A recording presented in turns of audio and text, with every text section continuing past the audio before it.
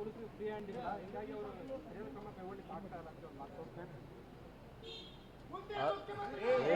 ಸುಮ್ಮನೆ ಮರ ಸದ್ಯ ಅದು ಅವರ ಅಭಿಪ್ರಾಯದಲ್ಲಿ ಅವ್ರು ಹೇಳಿದ್ದಾರೆ. ಆದರೆ ರಾಜ್ಯದಲ್ಲಿ ಪೊಲೀಸು ಸುವ್ಯವಸ್ಥೆ ನಾವು ಯಾವ ರೀತಿ ಕ್ರಮ ತಗೋಬೇಕೋ ಅದೆಲ್ಲವನ್ನು ಕೂಡ ತಗೊಂಡಿದ್ದೀವಿ. ಸಂದರ್ಭ ಬಂದಾಗ ಮಾನ್ಯ ಸೋಮಣ್ಣವರಿಗೆ ಅಂಕಿಅಂಶದ ಸಮೇತ ಉತ್ತರ ಕೊಡ್ತೇನೆ. ಸರ್, ಏನಾಗ್ತಾ ಇದೆ ಸರ್ ರಾಜ್ಯದಲ್ಲಿ ಹತ್ಯೆಗೆ ಪ್ರತೀಕಾರ ನೋಡಿ,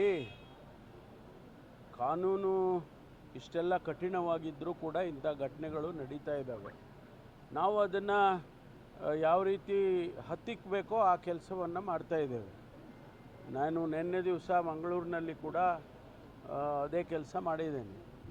ಈಗಾಗಲೇ ಅವರು ಯಾರು ಹತ್ಯೆ ಮಾಡಿದ್ರು ಅವರನ್ನು 8 ಜನರನ್ನು ಕೂಡ ಅರೆಸ್ಟ್ ಮಾಡಿ ಅವ್ರ ಮೇಲೆ ಕಾನೂನಿನ ಕ್ರಮ ತಗೊಳ್ತಾ ಇದ್ದೀವಿ. ಇನ್ವೆಸ್ಟಿಗೇಷನ್ ಕೂಡ ಪ್ರಾರಂಭ ಆಗಿದೆ.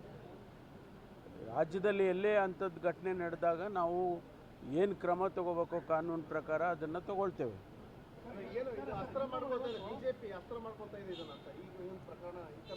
ನಾನು ಇದನ್ನು ಯಾರನ್ನೂ ಕೂಡ ಬ್ಲೇಮ್ ಮಾಡೋದಕ್ಕೆ ಹೋಗೋದಿಲ್ಲ.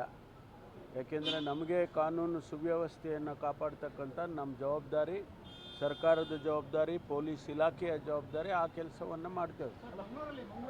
ಕಾನೂನಿಗೆ ಮೀರಿ ಯಾರಾದರೂ ಕೂಡ ಕೆಲಸ ಮಾಡಿದರೆ ಅವ್ರ ಮೇಲೆ ಕಠಿಣವಾದಂಥ ಕ್ರಮ ತಗೊಳ್ಳೋದಕ್ಕೆ ಪೊಲೀಸ್ ಇಲಾಖೆ ಇದೆ, ಸರ್ಕಾರ ಇದೆ.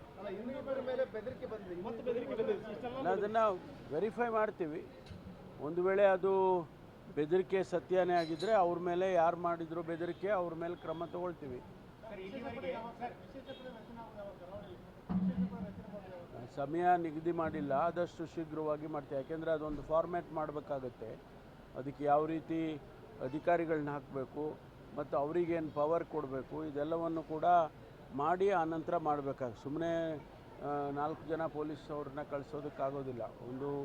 ಒಂದು ಪಡೆ ಅಂತ ಹೇಳಿ ಮಾಡಬೇಕಾದ್ರೆ ಅದಕ್ಕೆ ನಿರ್ದಿಷ್ಟವಾದಂಥ ಅಧಿಕಾರ ಇರಬೇಕಾಗ್ತದೆ, ಅದಕ್ಕೆ ಸಂಖ್ಯಾಬಲ ಇರಬೇಕಾಗುತ್ತೆ. ಅದನ್ನೆಲ್ಲವನ್ನು ನೋಡಿ ಮಾಡ್ತೀವಿ.